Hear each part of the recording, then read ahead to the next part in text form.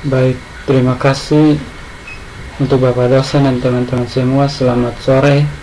Pada kesempatan ini saya akan membahas hasil survei permukiman saya, yaitu permukiman perumahan Oitalu berlokasi di Jalan Klaret, Penfui Timur, Kecamatan Kupang Tengah, Kabupaten Kupang. Pertama, latar belakang lokasi.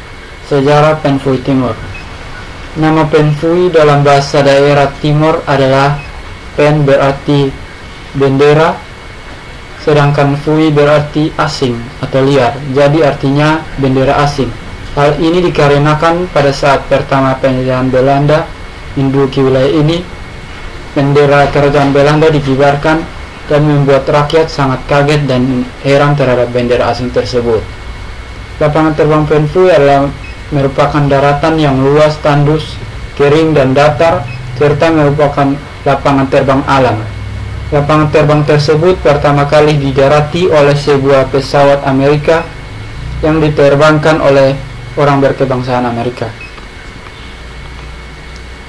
Yang berikut gambaran umum lokasi.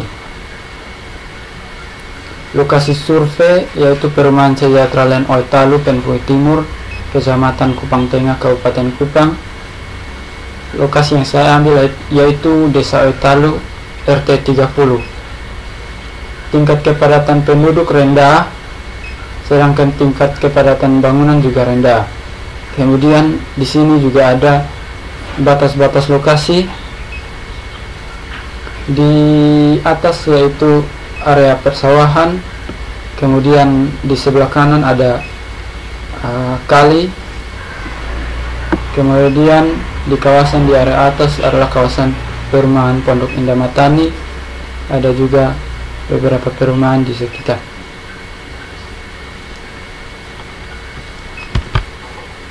Yang berikut permasalahan umum.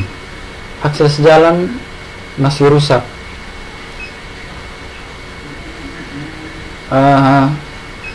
Di sini gambar yang saya ambil termasuk dalam area RT 30, di mana akses jalan yang masih rusak, aspal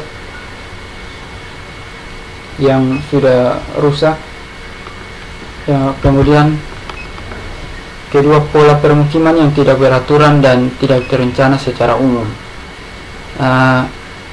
Di area Oitalu RT 30 perumahan tidak tertata, tidak terencana, maksud saya tidak terencana, sehingga pembangunan ke depan atau jangka panjang juga harus direncanakan. Kemudian pembuangan sampah di area sekitar perumahan yang tidak teratur. Ini menyangkut kesadaran para penghuni perumahan Oitalu yang membuang sampah secara sembarangan. Di sini saya ada mengambil di beberapa titik. Di area belakang ada 2 titik, di area depan ada 1 titik. Kemudian yang berikut fokus pengamatan. Fokus pengamatan di sini yang pertama pembuangan sampah di area sekitar perumahan yang tidak teratur, kemudian akses jalan yang masih rusak. Ini adalah 2 poin yang saya ambil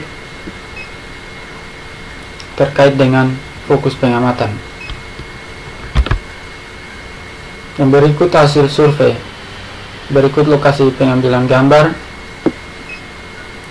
Di sini ada akses jalan ke perumahan.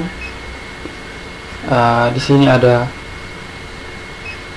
fasilitas umum, tempat sampah di perumahan. Kemudian ini ada foto area sekitar perumahan. Kemudian ini foto hasil foto tempat tinggal saya. Kemudian wawancara. Dari hasil wawancara, kebanyakan dari warga penghuni perumahan Oitalu adalah orang pendatang dengan mata pencarian yang beragam. Sedangkan warga sekitar yang bukan dari perumahan adalah penduduk asli di desa Oitalu dengan mata pencarian umum sebagai petani dan peternak. Di sini saya mewawancarai Bapak RT sendiri, RT 30, yaitu Bapak Christian Gadas. Dia juga mengatakan menyinggung soal permasalahan sampah di area perumahan Oitalu. Beliau mengatakan bahwa masyarakat kampung setempat lebih paham soal kebersihan dibanding warga pendatang perumahan Oitalu. Di sini